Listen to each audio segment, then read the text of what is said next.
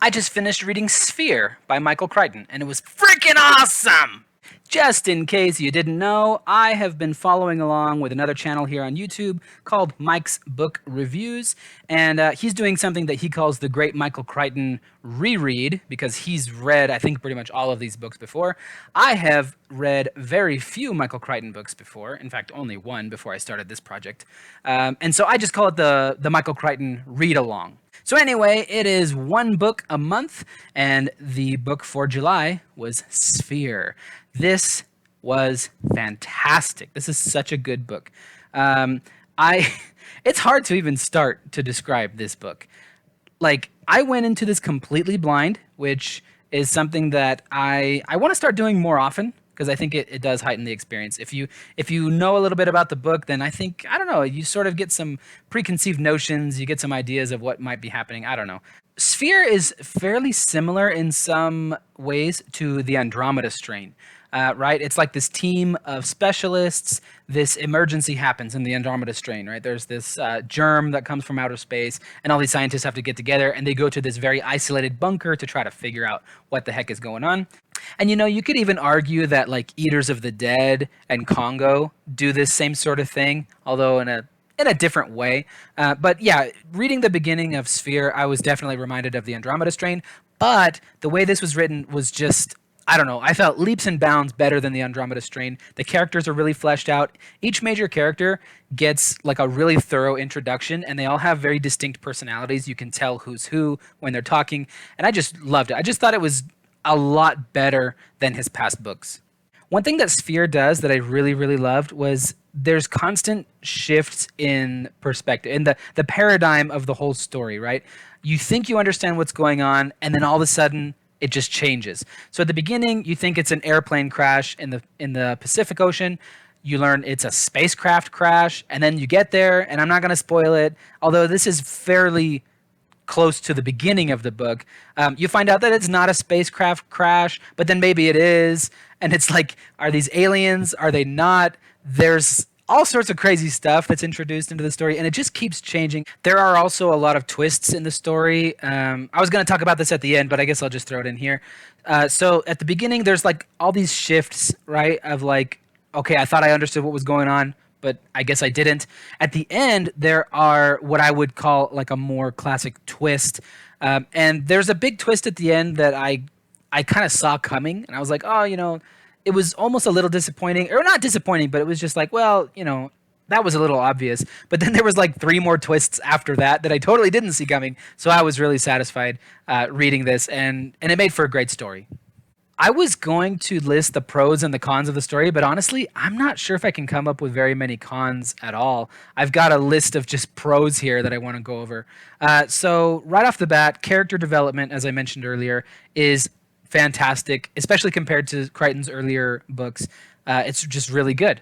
The number two pro that I have listed here, actually, and this is kind of surprising, is the humor. The first half of the book has a lot of funny parts. I was actually laughing out loud at some parts, particularly this character Ted, the way he acts and the way he talks. He's like very, I guess, expressive would be a good way to say it. He is very vocal about what he wants. And he's just kind of like immature in a lot of ways. And so the way he approaches things, like there's this great scene. Well, actually, it happens several times, but he's like, we need to come up with something great to say as we investigate this spacecraft because, this is like a new frontier in human discovery and all this stuff. And so he's like, we should say this is a momentous moment in the history of human nature. And then they're like, momentous moment? And he's like, oh, yeah, you're right. We should say this or that or that. And he's like coming up with these things to say, but they all sound dumb. And it's like, dude, like, just stop overthinking this. And he keeps doing it. It's really funny, actually. And there's a scene later on when he's doing the same thing, and the whole crew, they all start arguing about like what they should say.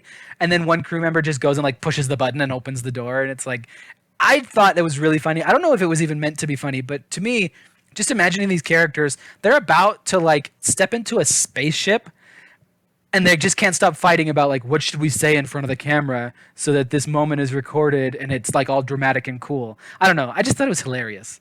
Another really funny thing to me that I don't know if it was supposed to be funny, but I found this like honest to goodness so funny that the whole reason Norman is there, like his whole background. So he's a psychologist, and he was approached by some government lawyer guy saying, "We want you to do this research into like the possibility of an alien invasion or alien contact." And Norman is like, "This is a joke. Like, I don't believe in any of this. This is so stupid." But then the guy's like, "Well, we'll offer you this much money." And he's like, "Oh, okay." So, because he's just trying to make ends meet. He's like a young guy. He just got out of school, and he's just trying to get a house for his wife.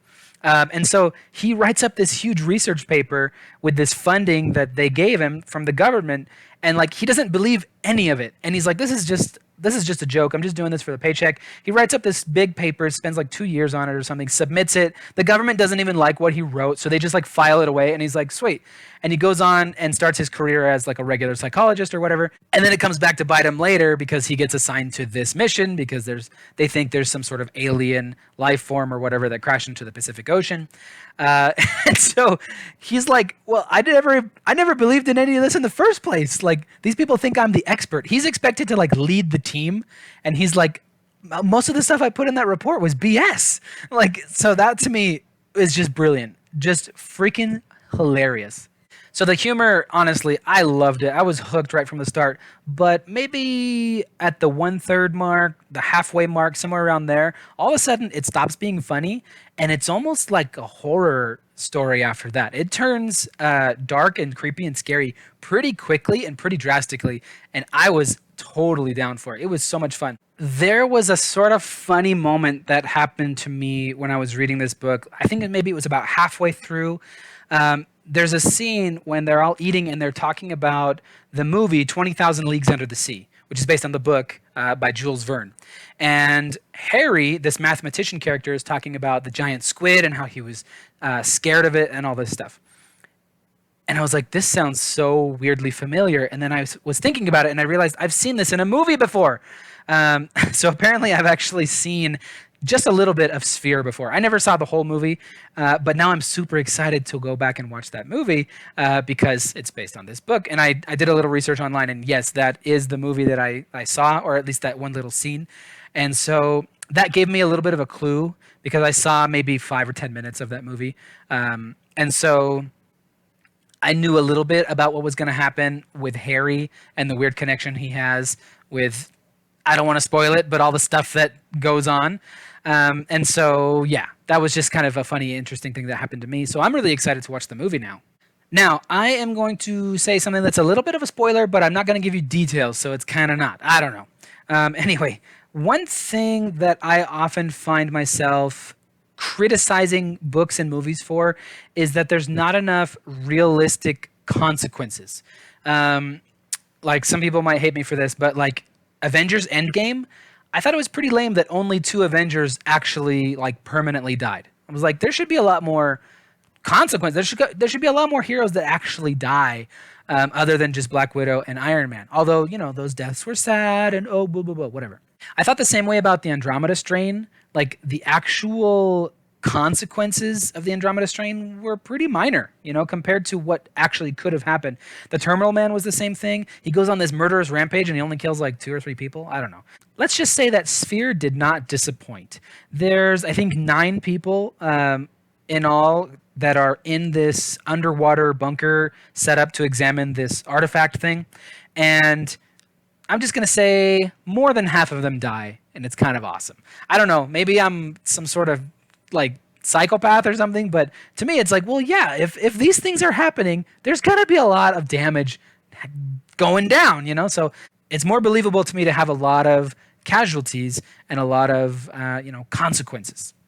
My last parting thought about this book was, I mentioned Ted earlier. He was super funny at the beginning. He starts to get kind of annoying in the middle, but then at the very end, I gotta say, they did him dirty. It was really sad when Norman took the picture of the red Corvette out of his pocket, and just that scene, I was like, oh, poor Ted. Poor Ted. So that's all I'll say. I'm sorry. I know I'm being vague. If you've read the story, you know what I'm talking about. If you haven't, go read it, because it is seriously worth it. Some of these books, I think, yeah, go read it if you want to, but it's not all that fantastic.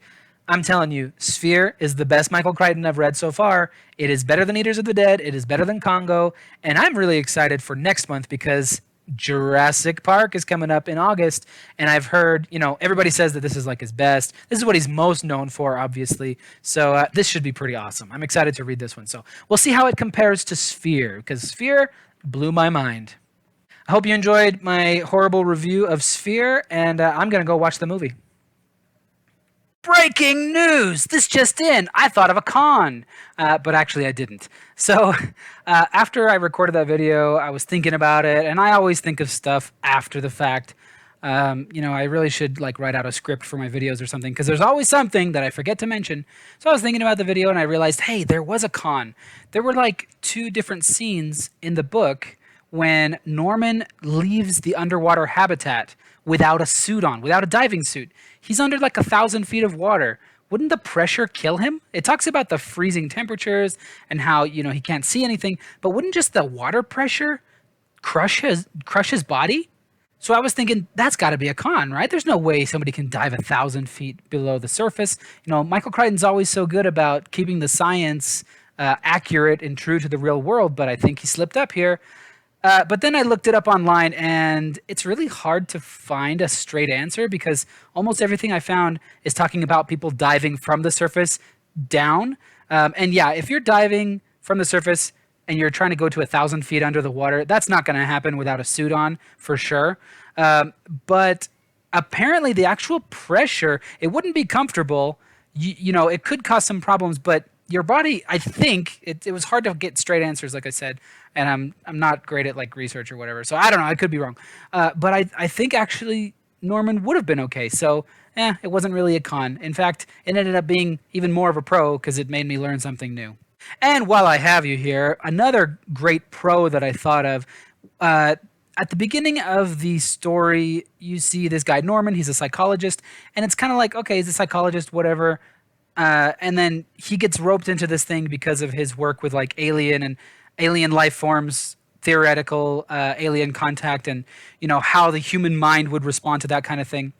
But then at the end, it ends up being such a poetic, just a perfect. It comes full circle, him being a psychologist, because so much of the story has to do with the mind, and it didn't really hit me until I was almost at the end.